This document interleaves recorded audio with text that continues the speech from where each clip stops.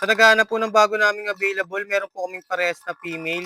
Ang breed po nila ay Ragdoll X Scottish Fold Longhair po. Flex po natin sila isa-isa.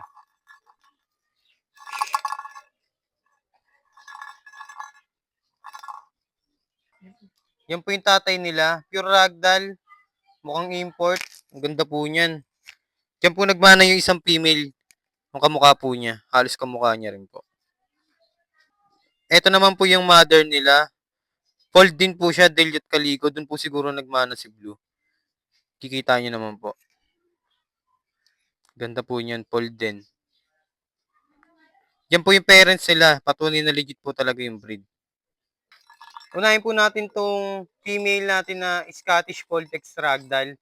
Pero bas lamang po talaga sa kanya yung Scottish Fold. Double fold po siya kasi yung nanay niya po yung Scottish Fold.